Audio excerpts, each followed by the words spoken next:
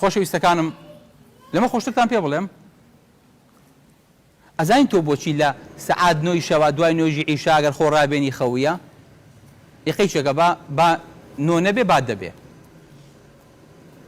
خوای گەورە لە مێشکی ئینسانە شتێکی دروست کردووە پێوترێ سێرکادیان ڕیدم یان سێرکادیان کلۆک. ساعت چەندە؟ 2:04. ئەو سەعاتە بە ئەلکترۆنی و بە بەرمەجەیی لە مێشکی منە هەیە بەقەدەر سەرە دەرزیەکە. هەر لە مێشکی منە لە مێشکی هەموومانە هەیە ئایزەکانم. ئەم سەرە دەرزیە جوانجۆ بگرن.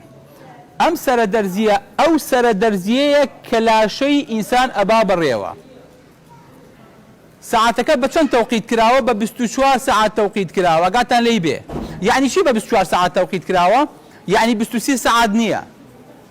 کە 24 سەعات وەرسوڕایەوە لاشە ئەڵێ تۆ دوێنێ سەعات 9 خەوتی ئەمڕۆژە بێ سەعات 9 بخەویتەوە.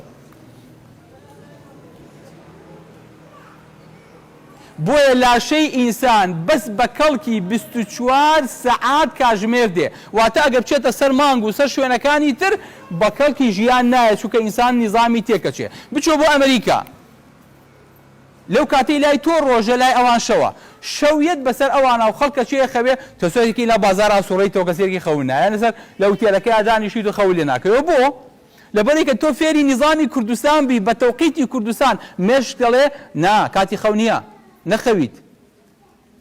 دوایی کە لەگەڵ نیزامی ئەمریکا ڕاهاتی تو دوایی دیتەوە بە کوردستان میوانی هێڵە کاکە بە خێراتنەوەمان کردی هاتین بەلاو کەسی دەکەن خەوتویدەوە بۆ وەڵا کاکە لی گەڕێن هیلاکە نا تو هێشتا بە نیزامەکەی ئەمریکا خەویت چکە مێشکە لەگەڵ ئەوەیە تەوقیت بۆ خسووتە دەسەر تەوقیتی ئەمریکا بۆیە لێرەش دەو کاتەیە خەویت. بۆیە نیزامی ئینسان خۆشەویستەکەم جوان لەمە تێبگەن شتێکەیە پێوترێ سێرکادیان ڕدم نیزامی سێرکادی سەعاتێکە لە مێشکی ئینسانایە خوای گەورە وای دروست کردووە پێی ئەڵێ کاتی چییە؟ کاتی ڕۆژە. لە چۆ ئینسان هەستەکە؟ لە ناو چاوە. چاو ڕووناکیە باتە ژوورەوە بە دەمارەکانە نەقڵە بێت ئەچێتە سەر ئەو خانەیەی کە 20,000 دانە دەماری تایە. چەند؟ 20,000 دانە دەماری تایە. پێی ئەڵێ کاتی ڕۆژە خۆر بە دەرەوەیە ئێستا کاتی نەشات و ئیشکردنە ئاگات دەیبێ. ڕۆژی دوایی کە خۆی ڕاهێنا دوای نوێژی بەیانی هەر بەخەبەرە دوای 24 سەعات. ئەگەر نیزامی ئینسان 23 سەعاتی بوایە ئەمڕۆ سەعات 9 خەوتی بەیانی سەعات 8 خەولیەکە و دوو بەیانی سەعات 7 لە نوێژی مەغریبا خەولیەکە و ڕۆژێکی تر لە دوکانەکە سەعات 6 خەولیەکە ڕۆژێکی تر سەعات 5 ئاوا گەڕایتەوە بۆ دواوە. بەس چونکە نیزامەکەمان 24 سەعاتە خوای گەورە دایناوە مێشکی ئینسان لە 24 سەعات تەوقیتەکرێ. زانی یعنی چی 24 سەعات تەوقیتەکرێ؟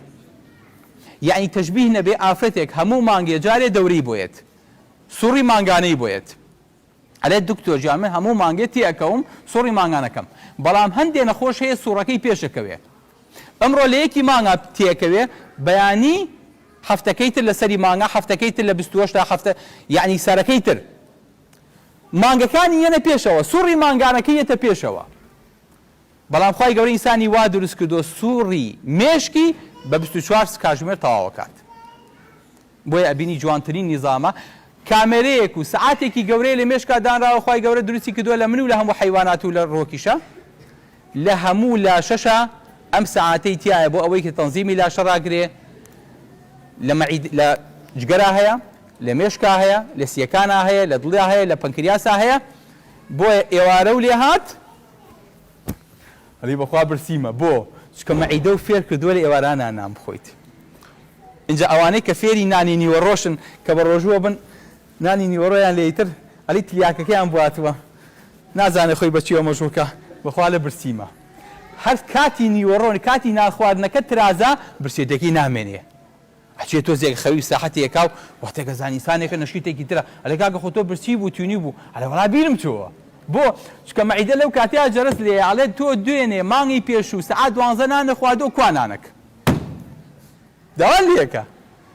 خوای گەورە هەموو لاشەی بەم تەنزیم و بەم نیزامە جوانە دروست کردووە لەبەرەوە گەورەترین نیعمەتێکە خوای گەورە دروستی کردبێ نیعمەتی مێشکە چکە سەعاتە گەورەکە لە مێشک و لە خەوەکەیایە کە خەوەکە تێک چوو هەموو نیزامی لاشە تێکە چێ نەحەزی لە خواردنە نەحەزی لە ئاوە نەحەزی لە جنسە نەحەزی لە ژیانە نمێشکی خوێندن تەمێنێ هەموو لاشە و بەسێرێ کاترشێ لەبەرەوە خۆشەویستەکانم خوای گەورە کە دایناوە فەرمێ وجعلنا نومكم سباتا وجعلنا الليل لباسا ئەمە نیعمەتانێکن بەڕاستی حەق قەدری بزانین کاتێک قەدرێ زانین لە کاتێکا پەکمانەکەوێت و لە کاتێکا خەومان دێ بەڵام خەو ناچێتە چاومان لە کاتێکا خەومان دێ بەڵام ئیسراحەت لە خەو ناکەین لە کاتێکا خەومان دێ بەڵام خەبەرمانە بێتەوە لە کاتێکا خەومان دێ بەڵام ئەم دیودیوەکەین لەسەر جێیەکە و خەومان بۆ نایەت بەرەو پێش ئەوەی کە خوای گەورە نیعمەتی ئاسوودەیی و دڕەحەتی و خۆشی خەوەکەمان لێ بسەنێتەوە